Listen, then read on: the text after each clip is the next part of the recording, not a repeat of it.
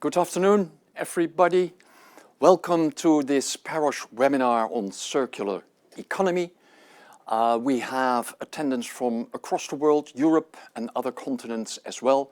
So maybe for them it is good evening or a very good morning, but here it is an afternoon in The Hague in the Netherlands where we are based. This is a webinar on a topic, circular economy, that was part of a thematic newsletter published by PEROSH, and we have a tradition that when we have a thematic newsletter published, that later we invite some of the authors of the contributions if they are willing to give a contribution in a webinar. And we found again 3 of the authors that you will meet soon to say a few words on their publication, the post they made in this newsletter on circular economy. So if you want to read more, please go to our website and you can find all the thematic newsletters there, and you can scroll for the one on circular economy and find their contributions. This webinar will be recorded, so later we will share this through our YouTube feed. We will post it on our website, but all subscribers to this webinar, we had around 170 subscribers, will receive a message that the YouTube video is ready. So you can again have a look at our speakers. If you have any questions, this is pretty familiar, I would say, to most of you watching. You can post a question in the Q&As, the question and answers in the chat of this event. Please do. And I will have a look at the questions during the presentations and later on, and I will ask our speakers if they are willing and able to answer these questions. If the questions are a bit too complicated or need more elaboration, we can always send you more information if you leave your email message also behind. Okay, without further ado, as they say in English, I would like to start now with our first speaker. The first speaker is Alan Beswick, and he is a principal microbiologist at the Health and Safety Executives HSE laboratory in Buxton, not far from Manchester, currently working on projects investigating occupational infection and infection prevention and control. His studies for HSE and other UK government organisations have included evaluations of automated decontamination devices such as fumigation and germicidal UV systems. I hope I pronounce it correctly in my best English. Also the assessment of air cleaning systems and cleaning devices for the removal of airborne microorganisms is part of his research. That was crucial during the pandemic, I would say, this sort of research. Alan has also led major projects on bio-decontamination assessments for the UK Department of Health, the Home Office and DEFRA in relation to response to infectious outbreaks and major contamination events. Alan's work has involved leading systematic literature reviews for HSE, which is the UK regulator, but they also do a lot on research on the topic of safer sharps use to reduce needle stick injuries, obviously, and the efficacy of control measures for healthcare staff exposed to surgical smoke. The most recent of these reviews and studies involves an investigation of health and safety around anaerobic digester sites. So Alan will give a presentation on anaerobic digestion, biogas installations, and all the effects it has on health and safety of workers on these sites. It's really interesting. I saw his presentation first, and I think it's really fascinating to see what he will tell us. Alan, you can start with your presentation, please. Thank you. Thank you for the introduction, for the invite to come along to speak today. Just opening up the slides now. Is that okay? Can you see the first slide? Can you see the first slide? Yes, There it is. Yes, It took a okay. while to cross the Thank channel, you. but it's here. That's great. Thank you again for the introduction. So as you've referred to there, I'm going to speak today about anaerobic digestion. I'd like to give an overview of the process and how some work that we're doing for the Health and Safety Executive actually relates to this process. So we received a request from HSE's waste and recycling sectors. So there's a dedicated group of a small team of people who commission research and do other work in this area. And they were particularly interested to learn about appropriate standards and guidance related to health and safety on the topic of anaerobic digestion sites. Wanted us to try to find out as much information as possible about that, and that included international guidance, not just guidance that was published within the UK. They were also very interested in us looking at the circumstances or incidents that could be described as precursor events. I'm going to talk a little bit more about this in my talk today, but things like foaming and crust formation, these are things that can go wrong within the anaerobic digester and can cause problems for the process and can make it dangerous under certain circumstances. And then to use the above information, if possible, to inform people, managers, for example, who actually work at anaerobic digester sites so that they may be better able to manage the health and safety risks at the site. And there's also a desire from my colleagues in the waste and recycling sector to try to look ahead to how anaerobic digestion might change in the future. For example, we know that there's a great interest in producing hydrogen from this process rather than just methane as the terminal gas product. So that would be one example of how things might go in the future. So just a little bit of a description really about what anaerobic digestion is for people who aren't so familiar with it. It's basically the controlled decomposition of organic material. Now, I'll talk about some of those materials in a moment. The conditions are very managed, so as the name of the system suggests, it's largely anaerobic, although obviously there's certainly air and oxygen there at the start of the process, but that gets rapidly depleted and the system becomes anaerobic. The whole system, whatever scale it's conducted at, promotes massive growth of microorganisms, anaerobic organisms, facultative bacteria that can grow aerobically or anaerobically, that are all really part of this process as it progresses. And the intention is to convert the feedstock, the material going into the process, into biogas. And also at the end, of course, there is a residual solid material, a digestate, and very often something useful can be done with that as well. And as you can see from the two images on this slide, this can be done at different scales, various scales actually. The bottom image shows a good size farm scale bioreactor, anaerobic digester. The upper image shows a really very large commercial anaerobic digester site where you see the huge size of the vessels there, which are very often 3 or 4 stories high in height. Okay, so why, I can only really speak for the UK, but I suspect this might apply in some way to other countries as well. But, you know, you might wonder why anaerobic digestion is a kind of growth sector within the UK.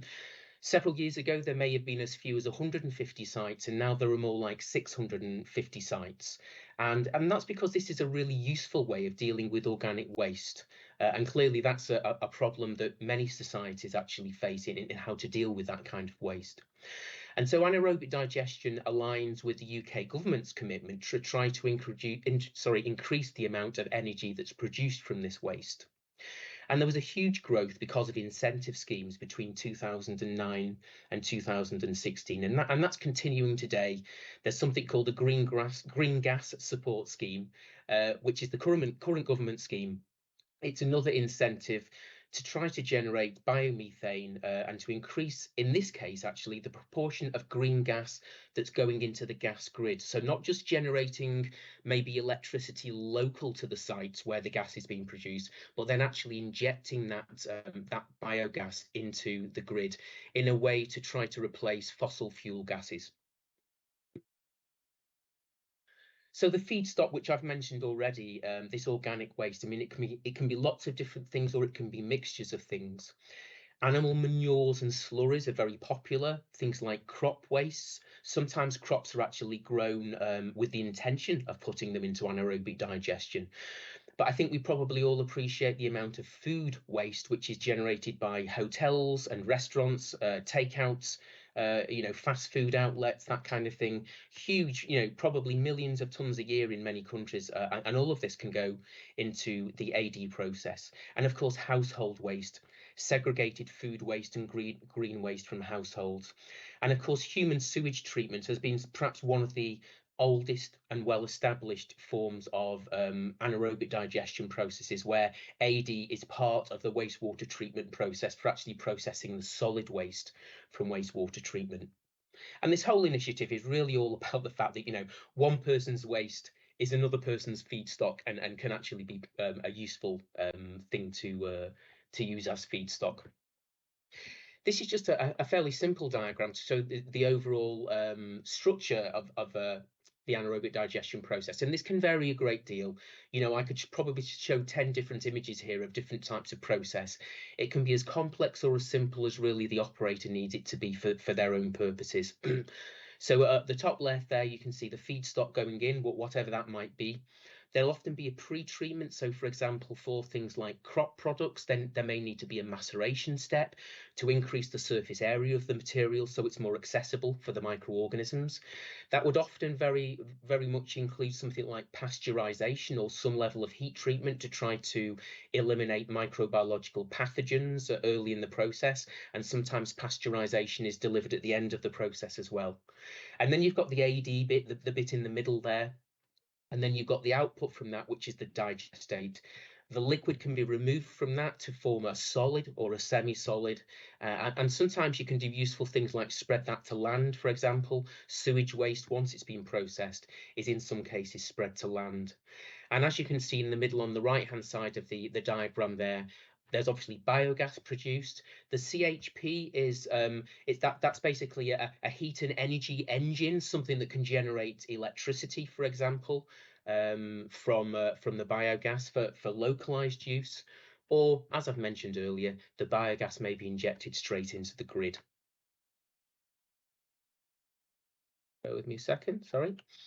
So I don't really expect people to look in fine detail at this image here. It's really just to give to convey the message. This is a series process. It's a sequence of reactions, really. You start off with very complex organics, and progressively by different groups of organisms, numbered one to 5 there on the top right, you get this degradation of the material, and in the process, the byproducts of one reaction, if you like, becomes the food for the next stage of reaction. And in the end, you're hoping that you will get biogas production if the reaction goes on and progresses as planned. But things can go wrong.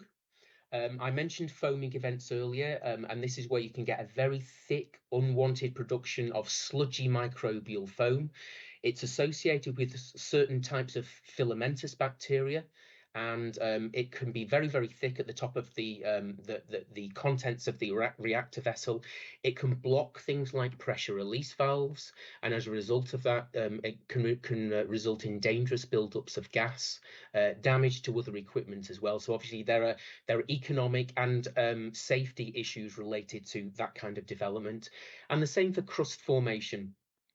This is often associated with very high levels of protein in the feedstock that goes into the reactor. So maybe things like waste meat products, for example, where there's lots of proteinaceous material there.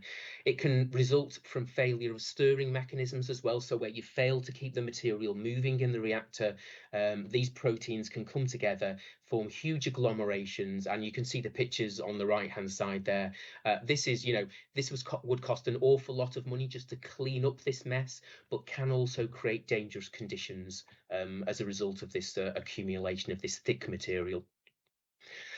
I just want to refer to the dangerous substances and explosive atmospheres, DESIR as we call it within the UK. So this is related to atmosphere explosive, so regulation, which was introduced some years ago now, and really relates to dangerous gases in this case.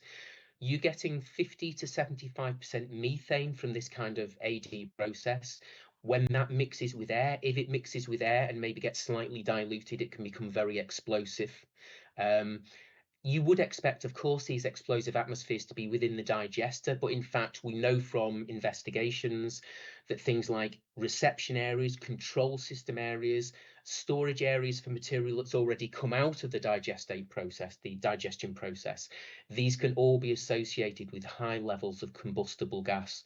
And so zoning is very important. And on the diagram on the right, you've got red zones, which are the highest risk, the blue zones, which still have an inherent risk associated with them, and then actually the yellow zones are perhaps the areas that are less at risk of explosion.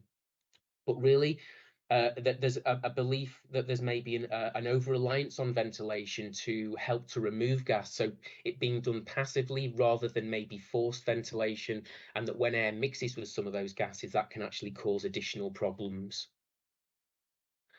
So why does the Health and Safety Executive care about this? Well, serious accidents have unfortunately occurred at AD sites in the UK. On the right-hand side, there are a couple of BBC images. The top one shows a very large digester where two gentlemen were very seriously injured and received life-changing injuries.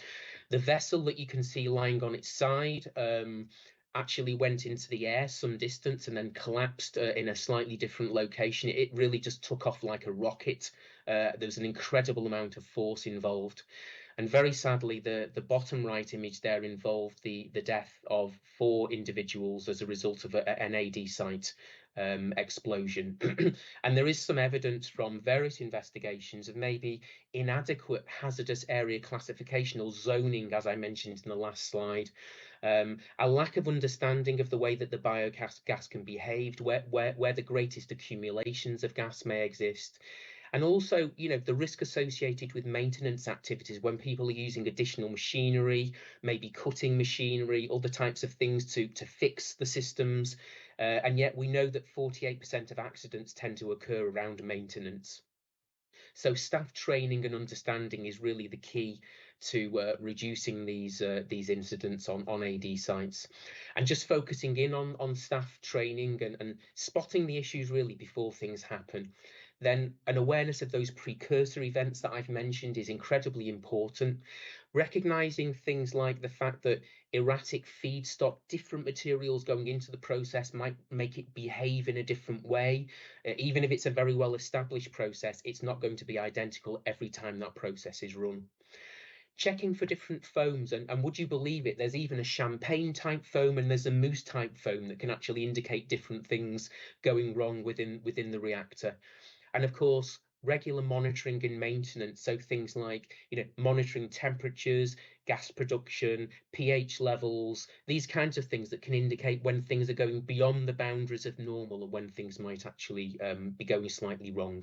And also awareness around regulations, so things like ATEX and the use of gas monitors for actually monitoring levels of gas within zoned areas is very important. So next, we hope to, we're continuing to review material at the moment to increase our understanding of the process. We're going to share the findings of our work with stakeholders within the UK, the Environment Agency, the National Farmers Union, and also AD industry professional associations. And we have planned publications as well, and an aspiration next year to actually have a presence at an annual World Biogas Association Expo. And that's actually the end of my presentation. I hope I've not gone too far over. Thank you for your attention. I just would like to thank a close colleague, Sarah Bergin, who supplied some of the slide material for this presentation. So thank you for listening. Thank you very much, Alan. That was really interesting, a very good explanation of this type of activity, industry, I would say, that has grown substantially, apparently, during the last few years in the UK, also elsewhere in Europe. This is obvious. And yeah, you have the regulation there when it comes to explosive atmospheres. I think there's also a European directive on it, if I'm correct. Is this the ATEX one I think you were referring to? Yeah. Yeah. And am I correct that it's a long time ago I was into this directive, that with this zoning you are referring to the most dangerous zone, the first one where you cannot use Yes, that's right. materials I mean, that produce sparks. there are areas within the process where Yeah. it's very evident that you're likely to get the most risk of an accumulation of gas. And so, for example, within the digester vessel itself. Yeah. But what we've also learned is that sometimes, for example, when the material comes out of the digester, you think it's just spent material and all of the biogas has actually dissipated and been controlled and captured and used in some way. But actually, the material can still remain very biologically active even after the process is seemingly over. And it's just an awareness of things like that, really, and the fact that you may still get a large amount of off-gassing that's associated with the later stages of the process as well, and making sure that there aren't any kind of risk-associated activities that are carried out within those areas. So, for example, where sparks may be generated during maintenance activity, that would be an example. Yeah, and then workers are obliged to use these sort of tools that do not produce sparks in this most dangerous zones. The kind of ATEX approved equipment, that's right, which should in theory be spark free. Yeah, absolutely. And I can fully imagine that when maintenance groups come in or other contractors there, you get a problem. That are they fully aware of the rules, and are they briefed completely before they enter the site? That is really an issue. Okay, yes, maybe. No, that's a really good point. And very often, of course, workers, contractors, that by the very nature of their work, they may be coming from somewhere else to work on a particular site. They may have been there before, but they may be new and not particularly understand the site. So it would be very important that as part of their briefing, you know, there was as well as just learning the layout of the site, they were briefed on health and safety requirements for the site before any kind of work is actually undertaken. And in fact, that's the kind of thing where my health and safety executive colleagues, inspectors who maybe would visit these sorts of sites occasionally, you know, would be looking for the evidence of that kind of safe practice, you know, best practice really for workers who were particularly doing maintenance activity on the site. Yeah, great. Thanks a lot. It was really interesting and typically a challenge for OSHA experts to keep this in mind when you are discussing circular economy. This sort of industry is growing and growing. Thank you very much, Ellen. Then we will go to our next speaker from the European Agency in Bilbao, the European Agency for Safety and Health at Work. Great, Annick Starren, that you can join us. It's a pleasure for PEROSH to have these esteemed guests from the European Agency, I would say. We are former colleagues from TNO, so we know one another quite well. So just a few words on Annick before she will start with her presentation, which is on a Foresight project when it comes to circular economy and the consequences, the impact it has on OSH, occupational safety and health. Annick works for the agency already since 2016. She is the coordinator of EU-OSHA's activity on anticipating change, consisting of 3 yearly Foresight study cycles and a series of expert articles on the future of work. And this is clearly one of the topics that is being highlighted. The current Foresight study on the circular economy and OSH has just been finalized, and a new Foresight will start in 2024 next year. She's also responsible for EU-OSHA's project on smart and digital systems for the monitoring of OSH as a part of the new EU-OSHA campaign on safe and healthy work in the digital age, which we will have next year, the next 2 years. Before, she has worked for TNO, Safe and Healthy Business in the Netherlands. We were colleagues, and as well as for the Dutch Ministry. That was before her career at TNO, at the Dutch Ministry of Transport and Infrastructure. And before that, she was an IT management consultant, if I'm correct, Annick. Yes. Briefly summarizing your resume so far. Annick has a degree in work and organizational psychology from University of Amsterdam. And Annick, please guide us through this Foresight project of EU-OSHA. Thank you, Jan-Michiel. Can you hear me well? Can you see the presentation well? As well. Okay, perfect. Okay, so thank you again for inviting EU-OSHA, for inviting me here from Spain.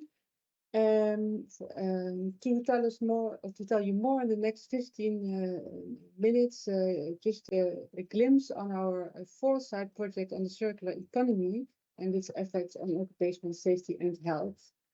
So for those who may not have heard of the EU-OSHA, we are a body of the EU. We are more than 25 years old here in Bilbao in Spain, and we are committed to make Europe a safer, healthier and more productive place to work by doing that by creating a culture of risk prevention. So we are tripartite, that's an important value for us. And as mentioned, we are stated in Bilbao, where today or tomorrow actually Tour de France will start.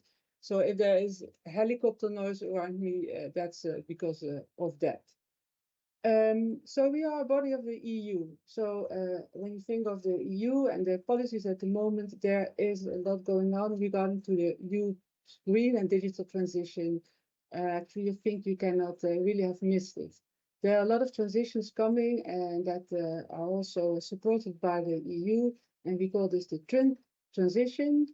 And as well, we are talking in this context about a just transition.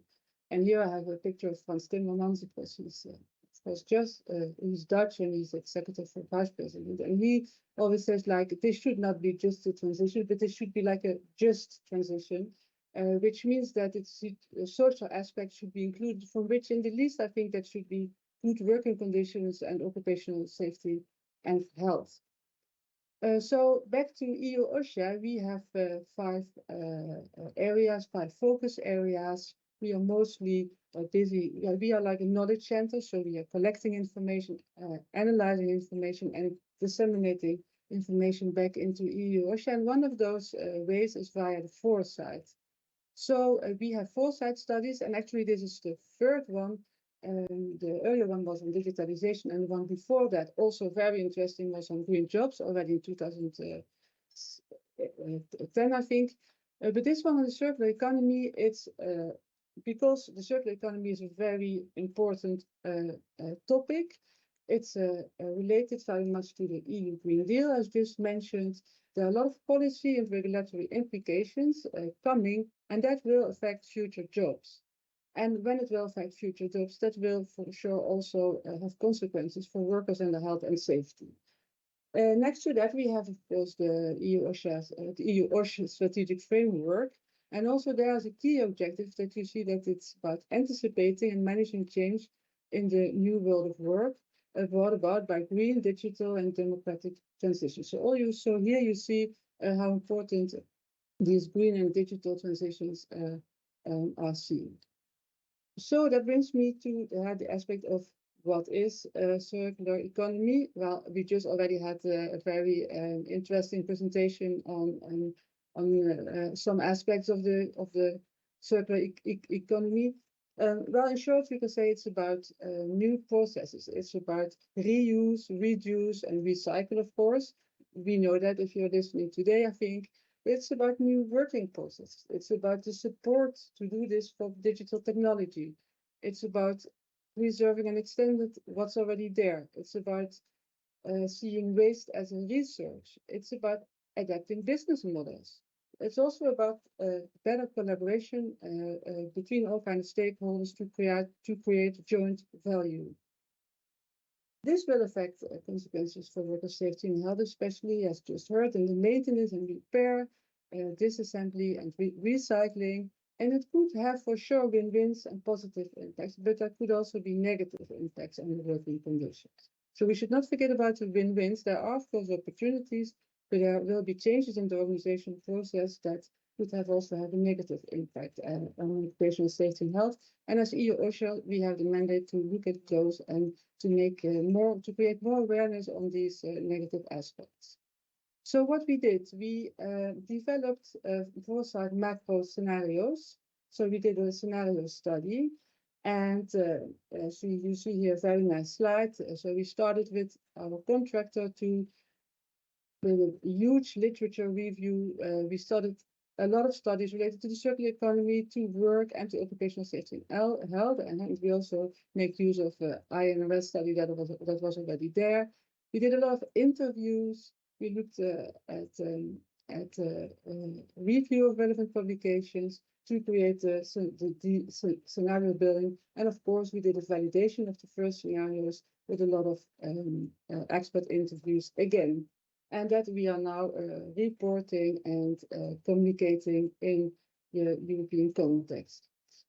So why scenario building? We think it's a very good way to work with all stakeholders to see not only what will happen, because nobody knows what will happen, but to look at what could happen in the broader sense of the world and to look at several options.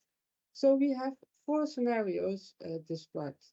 And the first one, the green one, that's the green scenario, that's the better scenario. And then we say in 2040, the products that sell best are those that are cradle to cradle and net positive in terms of social and environmental sustainability. So this is the scenario where there's intention for OSHA on the one hand, but also on the environment.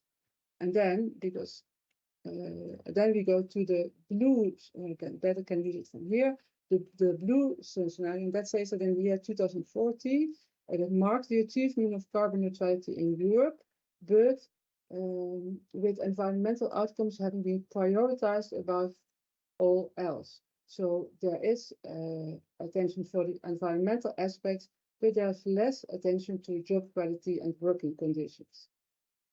And then you have the red scenario. That's a scenario called staying afloat amid economic and environmental crisis. And in this scenario, the biggest concern for many is just having a job. It's surviving. And most people are focused on surviving and keeping things afloat. And there's not so much attention for other things like the environment or occupational safety and health or job quality. And then we have a 4th scenario. That's a scenario of regional circularities within European divides.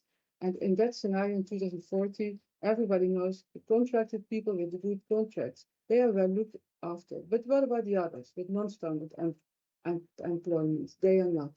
Neither is the environment. So actually you can call this like the kind of complex scenario with a lot of diversion and also within regions. So of course, it's very easy to show it here, but I will show it again. So this is the green scenario, because I realize it needs to embed a bit. We have the 4 scenarios, so the good scenario with OSH and the environment. And for example, here we have a maintenance worker asking somebody in 2024, how he is. Says, I'm not worried about anything. I like it up here and I do feel safe. Sometimes when you think about accidents people had, I had 2 decades ago, and the first serious photo solar installations were started, I feel ridiculous or horrifying. People were working with helmets and high-fi vest only, no airbag, nothing. Plus, it sounds like no one was ultimately responsible for them. I have my own safety AI regime watching over me. So digitalization is good. So this is the good scenario where there's impact, where there's attention for the environment as well as for OSH. And then you have the red scenario. You remember that was a not so good scenario. And in this scenario, there's somebody working in a platform job in the waste collection industry, and she has to wake up really early in the morning in 2040 to get the tickets for her waste collection job. And it's all very insecure. All that is required of potential workers is that they have their own vehicle and prompt collection and drop-off service. But that day, here in 2040, she wakes up, she looks at her app, and it's a really quiet one. There are no collection of waste at that day. So she slips back into bed, deciding to put off worrying about how she's going to pay rent this month until after she next wakes up. So there's no attention here for mental issues, not for occupational safety and health, not for good contracts, and not for the environment. So this is the red scenario, as we call it. And then we have also the blue and the purple scenario, but because of time, I cannot go into that more often today. So in general, from the scenarios, what have we learned? What will be the circular economy? What will it mean for OSH? So here, as you look at the slide, you can see some issues that we've learned from all the scenarios. And I would like to recommend you to go to our, for example, like policy briefs or to our reports and to read more about this. But of course, it's about nanomaterials that will also that could be risky. It's about repeated recycling. It's about the need for continuous reskilling, especially when the change of procedures, especially the vulnerable groups, need to be taken in this, and there needs to be a lot of new skills. And then we have the batteries. There's a lot of issues there, which could be another 15 minutes to talk about, at least. So what is, I think, also very interesting to look at into our policy briefs is that we have specific streams in our research, one on the vulnerable workers, one on the most affected sectors, one on waste management, and another one on cost-cutting implications for OSHA, as well on the regional perspective within Europe. Okay, so how do the results look like? In the end, we have 16 micro scenarios. So if you look well, you can see for every scenario, the groups, the green one, the red one, we have a specific micro scenario per focus group, for example, migrant workers or the non-standard workers or the high-skilled workers. And also we have them throughout several sectors like the energy sector, the construction sector, the manufacturing sector, etc. So we have developed like more specific sectors, 16 more specific scenarios, 16 in total. So to get to the end now, because we have only 15 minutes, I would like to sum up some of the main recommendations. First, the research is a call to integrate OSHA knowledge and regulation into the relevant EU policy areas, especially the ones that are not about health and safety, but that's for transport, energy, etc. And it's the need to integrate OSHA expertise in the earliest stages of material, product, and process design within the circular economy. And then the development of clear circular economy and OSHA guidelines, certifications, standards for every stage, for example, in the life assessment cycle, ensuring that safe and trustworthy information reaches also all workers, also maybe the now informal workers, that they can become more part of the workforce formally via comprehensive, up-to-date training, reskilling, and upskilling initiatives.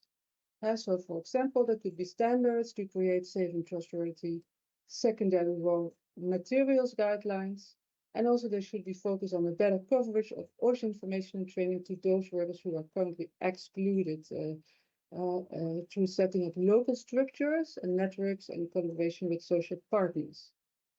So getting to the end, I will just show you, when we're talking about all those EU initiatives from the European Green Deal, the Sustainable Development Goals, the social pillar, all these new initiatives and developments, it's very important to have occupational safety and health as much as possible included in there, and especially from the beginning. So I think this is a nice overview of all these kind of green initiatives that are there in the other sectors.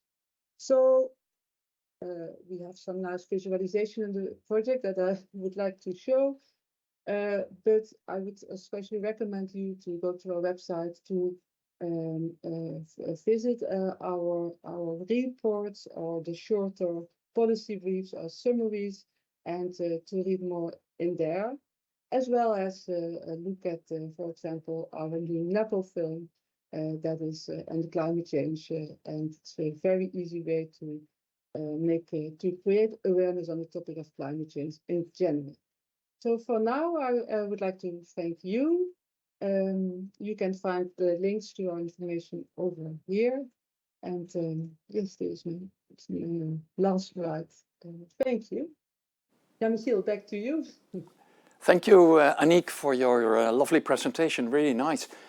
I love those 4 scenarios you were describing, and the sort of testimonials of workers in this future scenario, how they experience their working environment. I would love to have an IA Eugene around, in a couple of years. We'll be there. Yeah, I wonder how it will help me, a sort of guardian angel. Don't go there, take care of these risks. You could easily imagine that this would be the future. Annick, maybe one question, this makes me curious. If you see the discussions now, for instance, in the Council, the Commission, the Parliament, when it comes to Frans Timmermans' Green Deal, he gets a lot of resistance where some parties in the parliament are afraid that jobs will get lost. In what sort of scenario does this bring us if this continues? You know, that no decision has been made yet, but what do you feel? Yes. Yes, well, first of all, you have the difference between forecasting and foresight. So we don't do forecasting, it's a pity. Yeah, so we don't expect that one of the scenarios will be the scenario. We think the interesting thing of scenario building is that in all of the 4 scenarios, there are elements that could happen in the future. So it's hard to broaden our mind to become more creative of what could happen. And I think, sometimes I get the question, what scenario do you think will happen? But yeah, I think then the 4th scenario is getting closer. It's the one where you have regional divides within Europe. So that makes it this difficult for France Timmermans.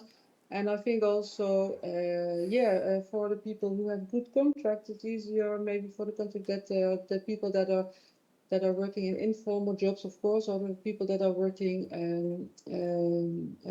more in the digital platforms and also have no good employee securance.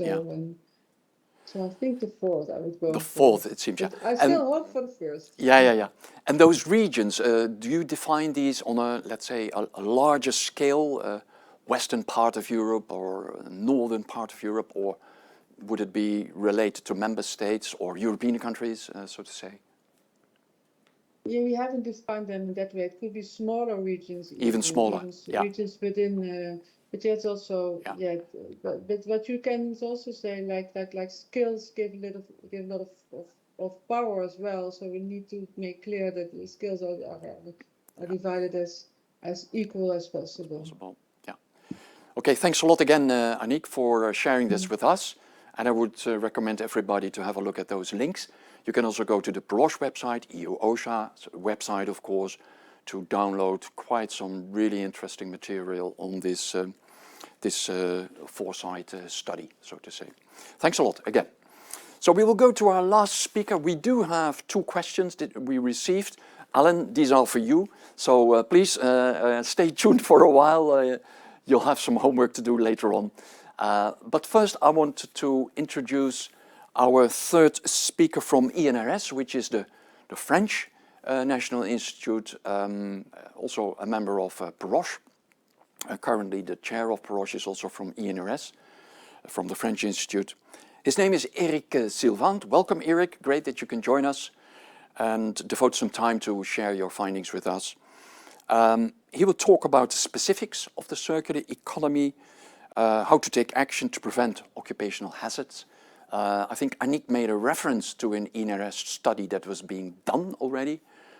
Maybe this is related to the work also of Eric, I don't know.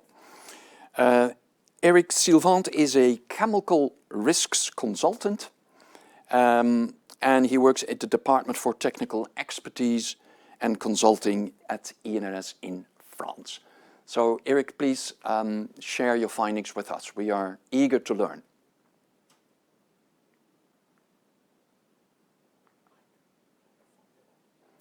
Maybe you should switch your microphone on, Eric, if you are muted. So, is it okay? Thank you. Okay. So do you see my presentation? We do. Okay. So my presentation today will focus on the specifics of circular economies in France and how to respond, in fact, to these specifics in terms of occupational risk prevention. And I would take 2 examples: packaging sector and the waste electrical and electronic equipment sector. So one of the cornerstones of the circular economy, as Annick said before, is increasing the useful life of products. What does it mean? It means that this involves making extensive use of product repair, which means designing products or eco-conception in such a way that they can be repaired, developing the second-hand market and increasing the availability of spare parts from dismantled products. So all these activities is going to involve an increase in repair, dismantling, and also recycling activities to get recycled raw materials. So in France, the waste sector management employs about 122,000 people in nearly 8,000 establishments. So 44% of waste workers are employed in collection, 33% in recovery, and the remainder in the waste disposal sector. The waste activities only involve recycling activities. So they do not include reuse and repair, which accounts for more than 60,000 jobs. So moreover, unlike other industrial sectors, waste activities are strongly constrained by European and French regulations, with more severe collection and recycling objectives that will require permanent adaptation of processes. This will have a significant impact on occupational risk and their management. Another point is the collection and sorting activities are particularly well suited to the development of structures for building pathways back into employment. So social economy companies and associations have also a strong presence in reuse-related activities. So the risk prevention message must also be tailored to this population group. So in order to deal with the increasing quantity of waste and its cost of management, the principle of extended producer responsibility has been adopted. What does it mean? That means that economic players, manufacturers, distributors, importers are responsible for the entire life cycle of the products they place on the market, from eco-design to the end of life. So to comply with this requirement, they join what we call compliance schemes. So this principle is widely applied in France to more than 20 waste streams, from the oldest one, the packaging, to the latest one, the construction sector. So in blue, it's the waste streams resulting from European directive, and in black, those resulting from French regulations. And I have circled also the main flows on which INRS has worked in terms of research and guidelines. So as it's represented on this scheme, many actors are involved in the management of these waste streams, such as marketers, local authorities, consumers, and recyclers. So the producer compliance schemes, PCS, or producer responsibility organization, have a central role in the waste management, and they interact with all the other actors to organize the sector from collection to recovery. So similarly, these organizations are also heavily involved in the repair aspect of waste streams. So they are responsible for qualifying operators and managing subsides to promote repair activities. So this is new regulations from last year in France. So let's have a look to the occupational figure now. So this table contains the statistics for 2019 in terms of accidents at work and occupational diseases. If we compare the frequency index, we can see that it's twice as high in the collection and recycling activities, and as in all industrial sectors, and 20% higher than in the construction sector, where a lot of accidents usually occurs. So many manual handling alone is responsible for more than 50% of these accidents, at work in both the collection and recycling sectors. And periarticular infections represent about 80% of these diseases. Concerning chemical exposure, there are much less illnesses, but they are mainly linked to exposure to asbestos and much more rarely to exposure to lead, mercury, or benzene. So faced with such a high number of accidents, INRS has to adopt a specific approach tailored to the waste industry and its unique nature in terms of personnel, players, and activity. So we decided to interact with producer compliance schemes, PCS, to improve working conditions and hygiene in the waste sector. Indeed, PCS have technical and organizational knowledge of treatment and collection solutions.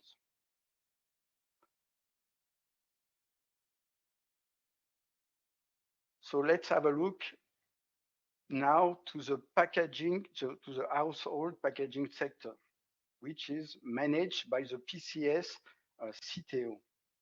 So 176 sorting centers are currently operational and have generated more than 5,000 jobs. The main issue of occupational health in this activity are musculoskeletal disorders, thermal environment, and air quality in the sorting cabins. So I'm going to show you just one result of my colleague, Philippe Duquesne. So INRS has carried out in almost 10 years 40 campaigns to measure exposure to inhalable dust in 23 sorting centers. And as we can see in this on the figure, we can see that operators working in the sorting cabins are exposed to lower concentrations of dust than those working in sorting stations outside the cabin or those dedicated to cleaning. So the installation of ventilation solution like blowing plenum, which has been developed by INRS, is one of the reasons for this improvement in working conditions of sorting operators. It has also improved the thermal comfort at the workstation. So with the help of CTO, this solution has been widely used in many French sorting centers.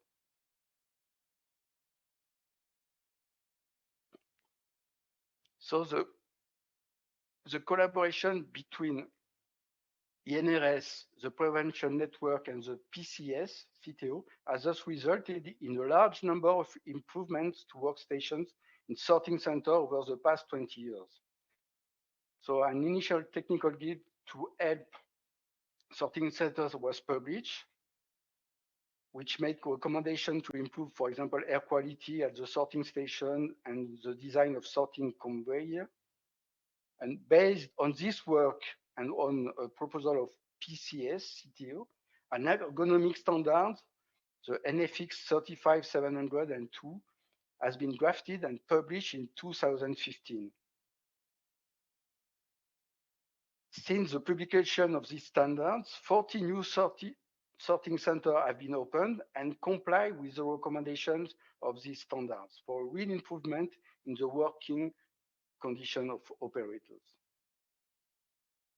We have also worked on a new guide taking into account the problematic presence of infectious waste on conveyors, with collaborative work with CTO also.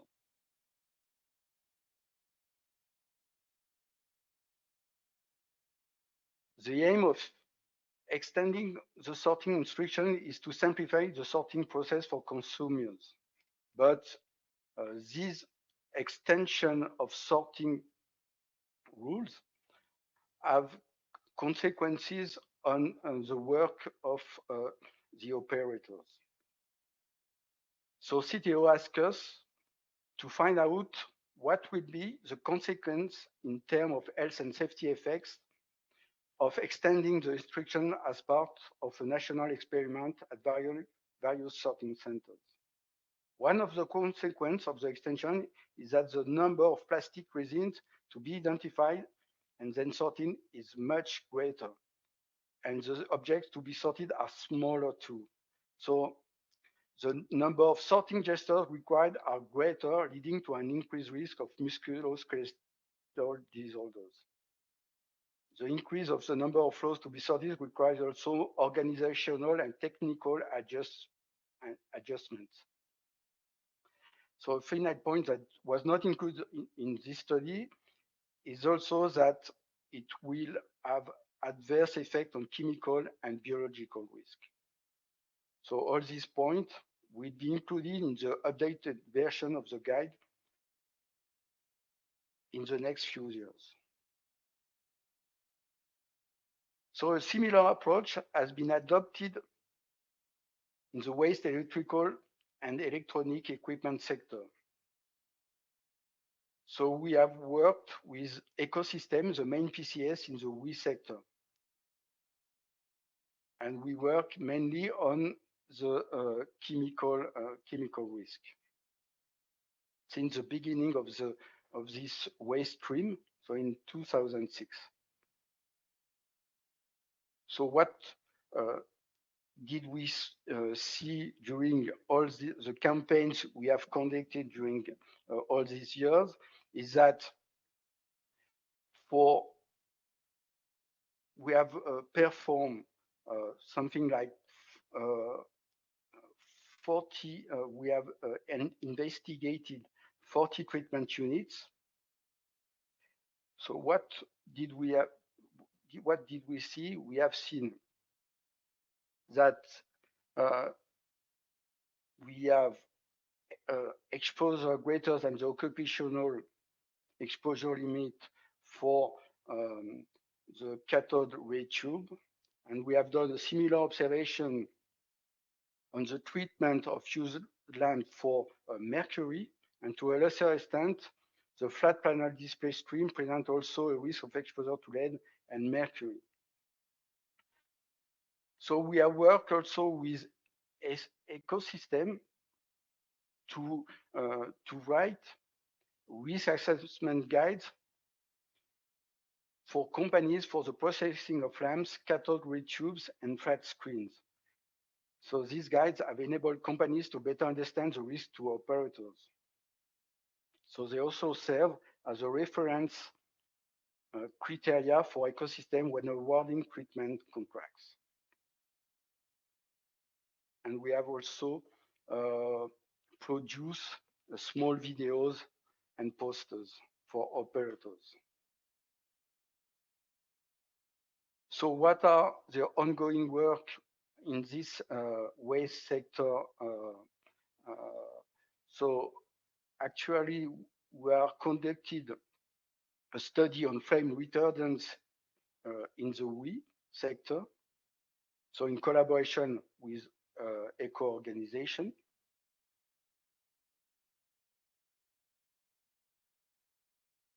And we are conducted also a sociological research in the same waste sector. And the aim is to analyze the perception of representation of chemical risk among all those involved in retreatment workshops and to assess their impact on their professional practices. So this will help us to modify or to adapt all our guide to be more efficient on our in our prevention actions.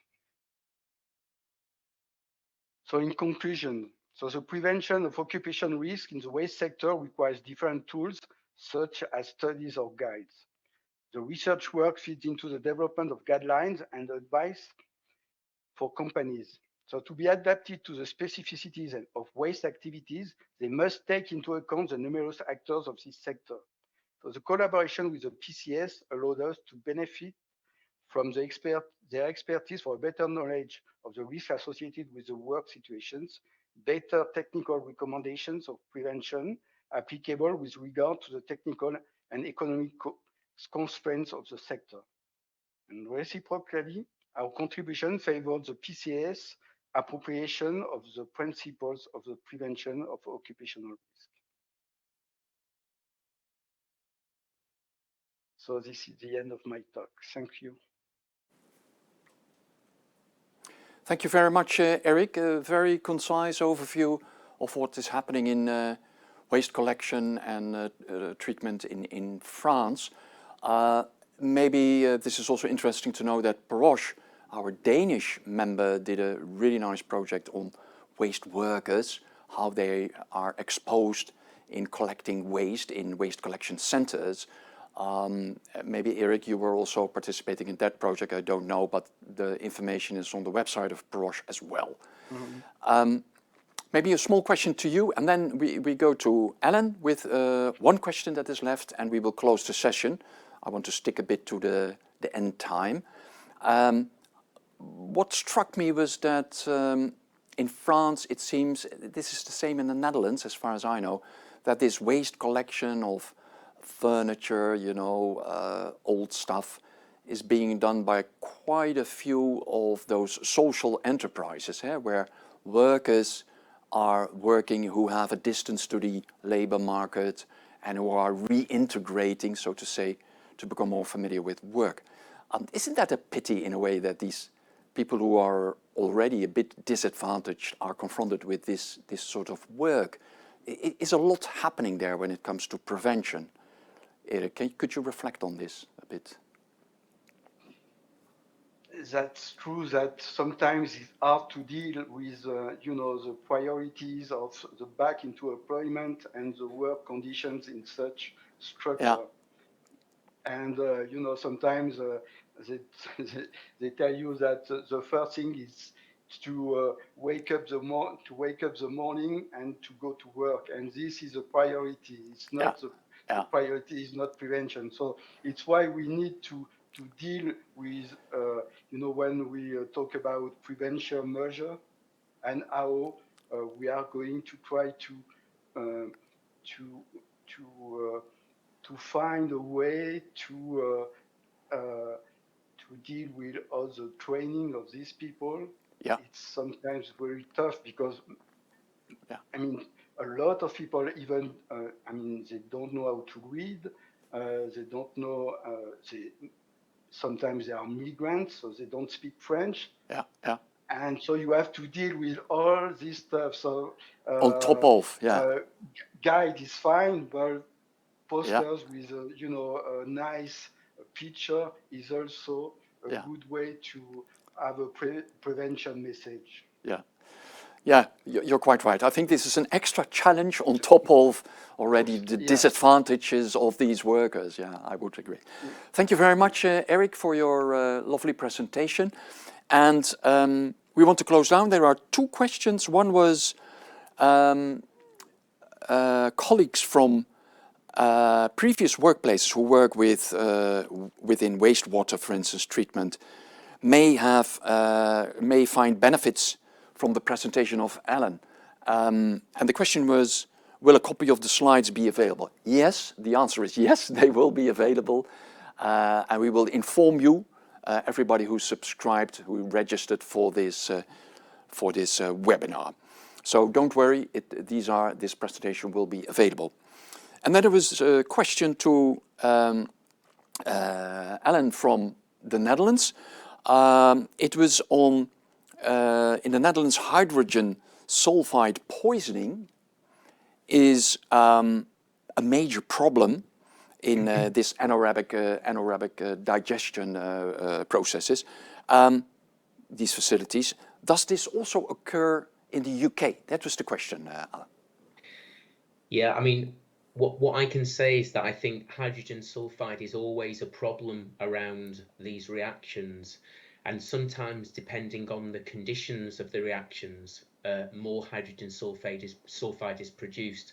Now, most of the plants have a removal process of some kind, either by processing the gas at the end, often through some kind of trickling filter that helps to remove the hydrogen sulfide, or it's sometimes possible to add things to the reaction vessel itself, so that when the biogas comes out at the end, it doesn't have so much hydrogen sulfide associated with it. Yeah.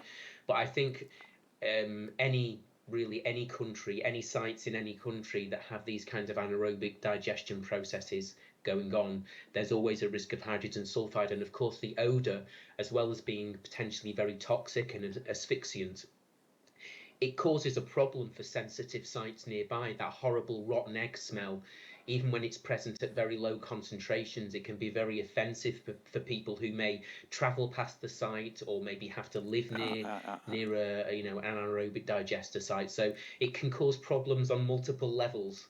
Yeah. Okay. Thank you very much. That is really a full answer, and I hope this is satisfactory for the one who posed the question. I would like to thank all our speakers a lot for your time, your contribution, the preparation you devoted to this. I think this was really an interesting topic, circular economy. We will hear more of this in the future, I'm quite sure. Again, for all those watching, thank you for your participation. We had 65 participants really attending our webinar, which is quite a lot. Thanks a lot for that. And as said, everyone who subscribed will receive a message from us when the video is ready and when the presentations have been published in our PEROSH repository, and you can have a look at these presentations and even download them. Yeah. So thanks again, and I wish all of you a nice weekend and hope to see you again at our next webinar. Thank you.